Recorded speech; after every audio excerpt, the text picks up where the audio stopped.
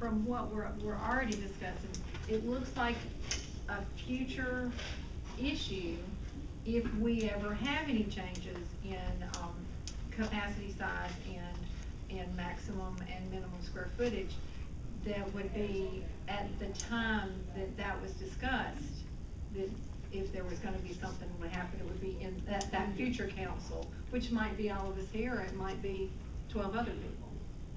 An example of what we're speaking about now is when we went to the part where we were not going to have child care facilities located in house trailers and things like that. We grandfathered everybody in that was in existence at that time. It did not impact their business one bit. In 2009, when we made an amendment to the regulations regarding outdoor playgrounds, centers that did not already have an established outdoor playground were grandfathered in, and any new center opened after July 1st, 2009, and had to have an outdoor playground area. Yeah, we deleted so that was something the indoor normally playground goes area. Forward from that day forward is what is the normal process for grandfathering. It normally doesn't reach backward. It goes from that day forward because y'all are the advisory, or y'all would be the advisory council discussing and agreed. Okay. And I think our issue was, I think we were at a certain capacity for like 18 years. And then the measurements were missing in our file, and then we were remeasured, and then the numbers changed, and I think that's what it was. We were, so to go from 90 and 13 children, that's, taking, for 18 years. I will say that we had something very similar. We've been open for 21 years now, and our original license for 259, which none of us have, we've never been at that number, and I don't know where that number came from because there was no original paperwork, and so when we were remeasured, we're now 216. So there were some inconsistencies in what was measured many years ago because child care wasn't as developed then. It was not established, in a way that we could feel assured that the measurements were correct. When the regulations were changed in 2009, the providers or the staff did go through all the files. If there wasn't a measurement in the file, which was the case of many, there were remeasurements done to assure that we did have something in every file, because we wanted to be upfront with everyone in what their capacity was. And one of the things we did was that if providers also were not able to produce any documentation that the measurements had been made, that's when we didn't have any documentation whatsoever how it was done. So that's when we said, hey, we got to redo this. If we had documentation that this was what was done, then we considered that. We said, hey, this was done, and we'll handle it, in an appropriate manner. But a lot of stuff it wasn't in the file. We had no record of it, period. And that's something like that would be something that the department at that point was responsible for. But at the point we picked it up and took it and the regs were changed, that was when it was the responsibility of the department to assure that everybody was playing on the same playing field. And that was the attempt of the department to do it. So, is this the period for public comment? well, I was requesting any new business, and so any of our friends here in the gallery that have anything to add to that Well, I'm speaking on behalf of the manager of Sunchase Lease and Properties in Greenwood. She also has another facility that she leases in Greenville, Mississippi. These facilities were built according to a plan drawn by Johnson McAdams architectural firm in Greenwood. I went into business with developer Tom Person, who is now deceased. This company bought his business, and she manages the property, when he built the property, you know, the regulations say 35 square feet and you must deduct for this, that, and the other, et cetera, and so forth. They changed that in 2001.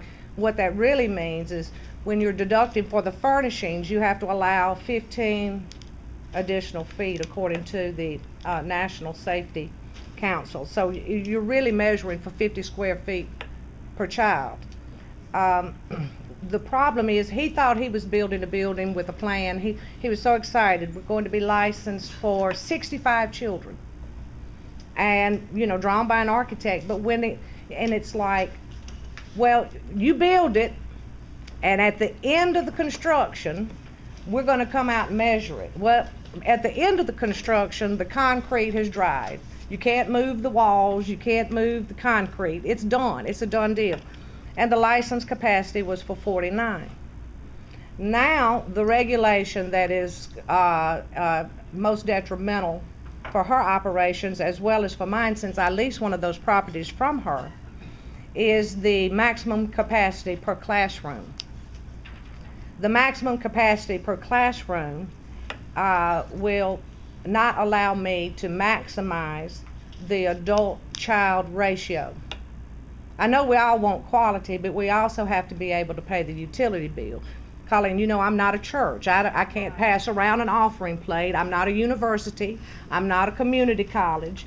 We have to generate our own resources, and in this particular facility, it is 100% low income supported, so those children are receiving, we receive about 51% of market rate on those certificates. We have to maximize every expenditure that we have, and you know personnel is the most expensive expenditure that you have.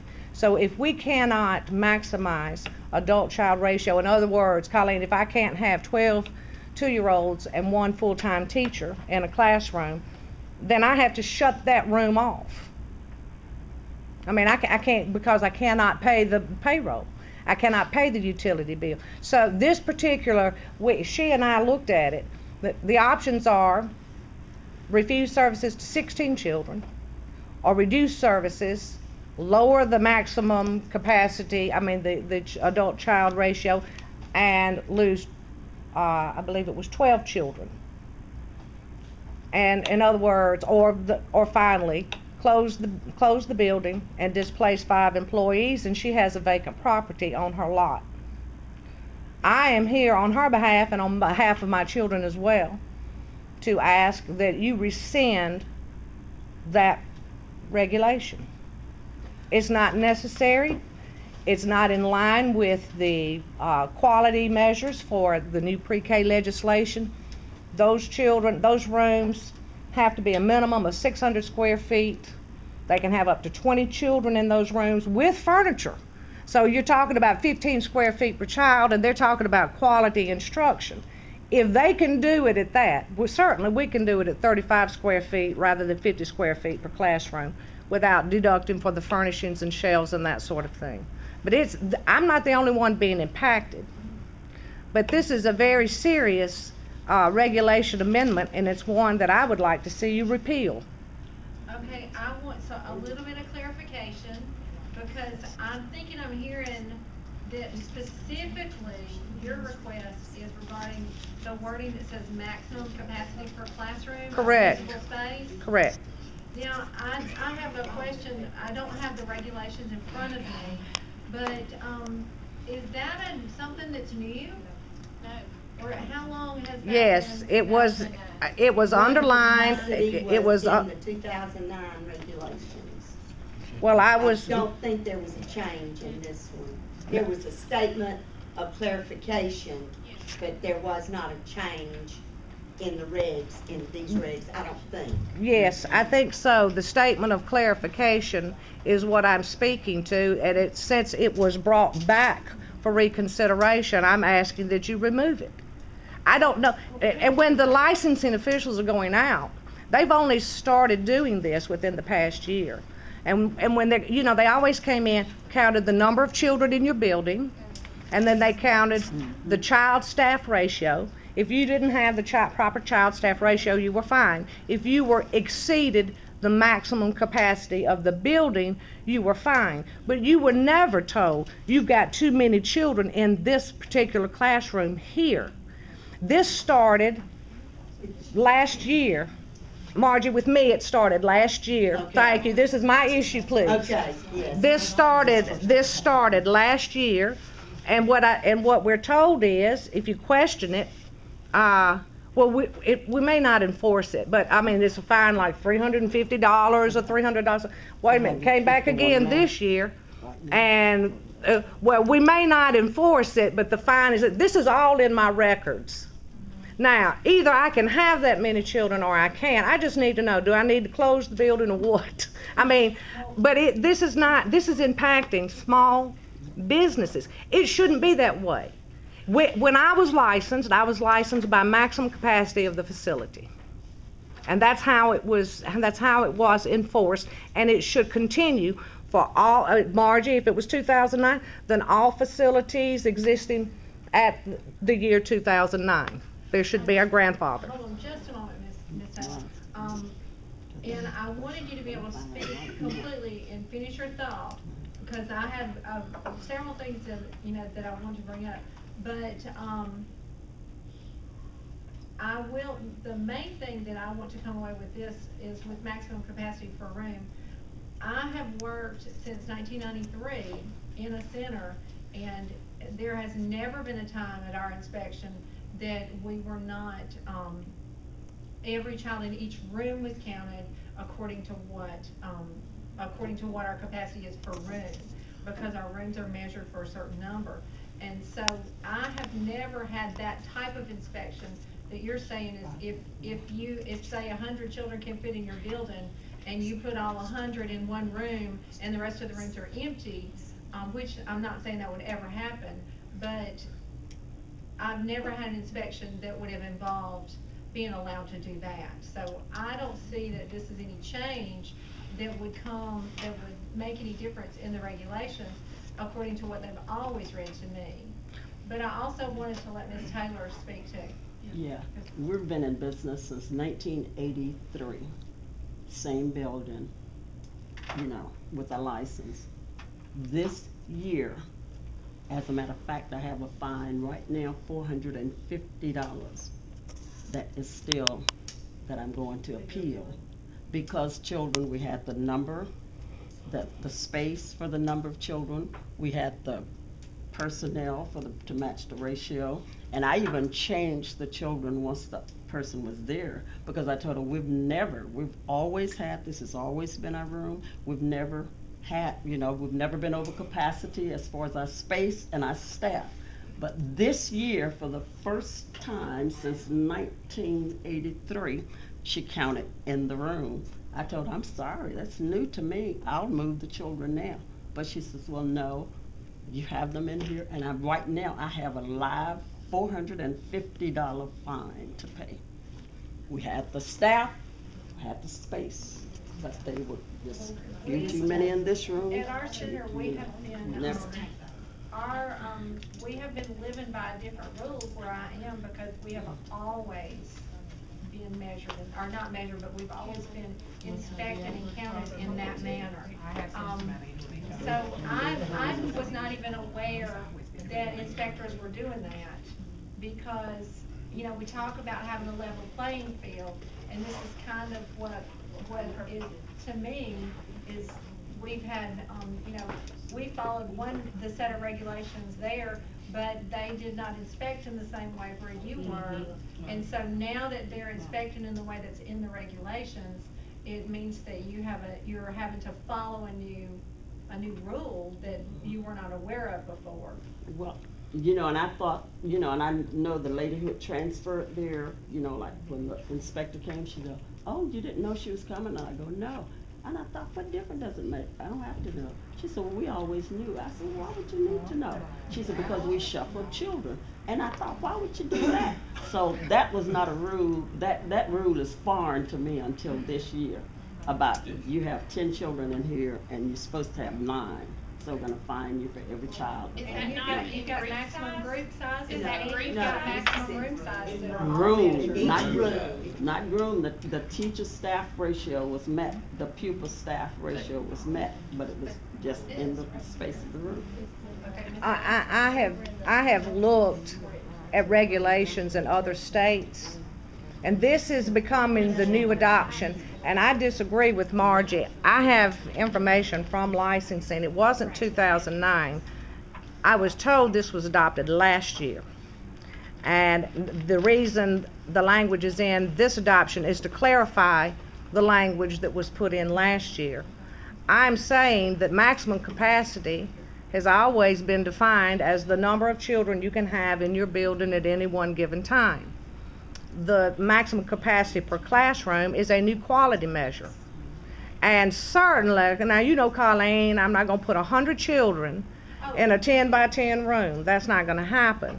But I do think that if it interferes with you being able to operate a viable business, that there need, and I think even if not, otherwise, there needs to be a grandfather clause. If you've been able to operate this business in this way for 28 years, you should be able to continue. We're not harming children, but we just don't have the resources, as I say, universities, churches, where we can't pass around an offering plate. And if we have to shut these buildings down, then we have to, nobody's going to lease a building when you've got 2 classrooms you can't use because you cannot maximize child-adult staff ratio. And I also believe that if the true meaning of square footage for the children in Mississippi stated 50 square feet from the inside wall, 50 square feet, future plans would be drawn in a different way. The architects would know, now wait a minute, it's not 35 square feet per child, it's really 50 square feet per child, and they would draw those designs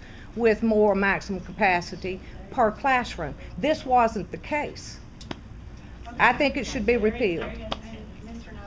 I'd say, unless this environmentals are measured in different parts of the state different. I had a senator from the state of the USM, and in 96 or 97, when they went from, I can't remember the exact year, when they went from, they came in and measured my rooms, and I went from 36 to 24. That was 98 or 99. That's how long they've been doing it down our here. Matter of fact, we, in our 3-year room last year, we had a couple of 2-year-olds we brought in and put down on a nap in the room with the 3-year-old. And the lady come in and checked us, and we were 3 over the capacity of that room when I got fined. So I know that they've been measuring room sizes In our area. for our area for a long time. I agree, and I'm in a completely opposite area of where you are, and ours has been the same way. It hasn't been a forever thing since I've been in business, but since the mid-90s, I would say at least, we have always been counted. Not group size, but the rooms were measured. All right, so I hear your concern, both ladies, and Ms. Sewell also has a concern, and I agree with Ms. Berryman that that is something that we need to put in writing if it's this large a concern, so that we obviously have to table it now, this issue, I think, because there's not valid, there's valid information which we are receiving. However, we need some documentation, and we need it in writing so that we all can have process and it be presented. I'm sorry that Ms. Sewell isn't here. Yeah. Obviously, she has the word, and you are too, and I appreciate that as a daughter. But I want to make sure that it is a concern and it is brought before the council in writing. So I am asking you, Madam Chairman, unless there's more discussion, that we seek that. We're talking about 2 different things here now. I think so too. What Dolores is talking about is she's wanting to grandfather the room size as they stand now. We're not talking, and Debbie's talking about it, so we're talking about 2 different. That's what I understand. Yes, I think it's too stringent, and I think it should be removed. I compared it to other southern states. You're right. I think it should be repealed. So- I would like to see Dolores Dolores, bring bring her something in issue. simple so an She did, old country yeah. boy like me can understand it. Right, She okay. did, And she then did have, we'll- she had some wording and everything, she emailed it to me, but Table I think it was both. a, And then she Miss said it was Debbie- best to table it, and I guess, and, Miss Debbie, will you also do that for us, put it in writing? Well, mine is all over the blog, all over it, and I'll be happy to provide y'all with I mean, copies. and I understand, and I appreciate that as a child care provider and as a professional sitting at this table. But I mean, if you'll put it in writing to us, we will certainly discern. I think this. it has been. I think Jane Boykin submitted, was it to you, Vic? No, she submitted it to the attorney, or one of the attorneys, I don't think it was Ellen, about the square footage concerns, and I'll be happy. She did bring to- that up at last meeting, Yeah, and I appreciate that. and I'll I'll put that be in writing. happy to do the same thing, but I'm telling you, it's new in some parts of the state, and certainly the wording is new, and if you go look on the blog at the examples I gave you, it's one of the most stringent in the country for one of the most, well, we receive the lowest child care fees in the country, and I commend Mr. Simpkins for, he is on top of national standards and what is current. But as a private provider, sometimes I think they're too stringent for what we are trying to accomplish and with what we have to work with in the way of child care fees. I again say it should be repealed. There should be a grandfather. So put that in writing for us? Yes, I will. Because that's what we're here for. Yeah, and my landlady sent me, so I wanted to make sure I got myself. And you might have her, Present. be a part of your Please. signing off on it. Oh, I'm sure she will. Good. And maybe even join us next time, that would be awesome. Go ahead. Okay, well, thank you. I'm looking here, we've got, we introduced, some new business from the public comment, and if there's any other comment or any other discussion, then now would be the time to speak up. Yes, ma'am. I'd like to have one comment on, I want to know the process of how the board go about electing people to be on the council.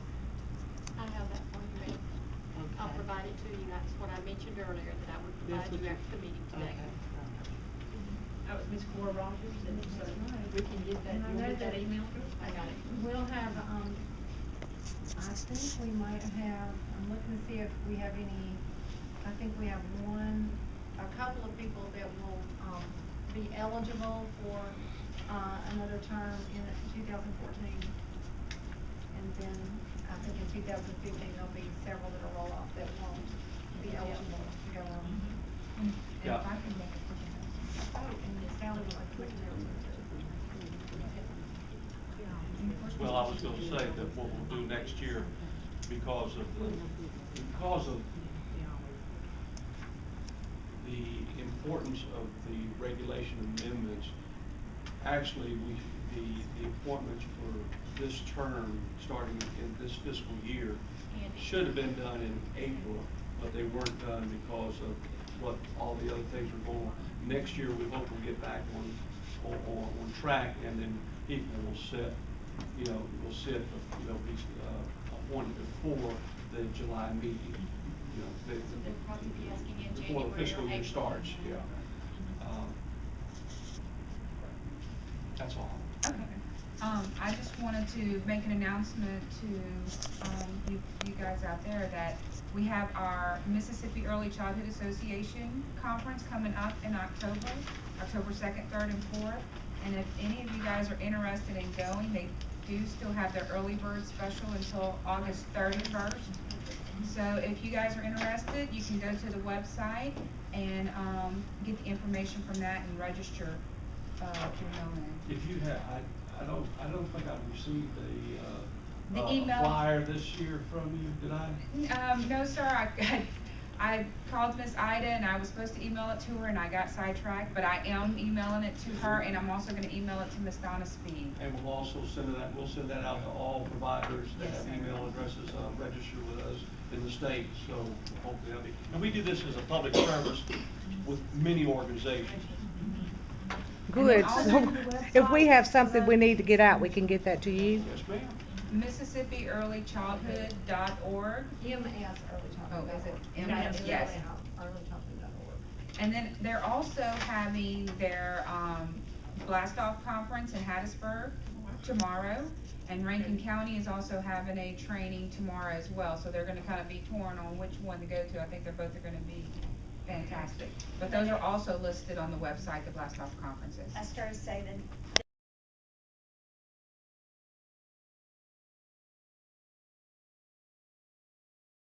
And their training topics. They're still there too, but you have to click, it's a different, under a different line, it says approved providers, and you click on that, and that'll give you that same listing we send to you. Yes, sir. Okay. I had someone had asked about that yesterday, and I just wanted to be able to clarify to them. What it is, those individuals, unless,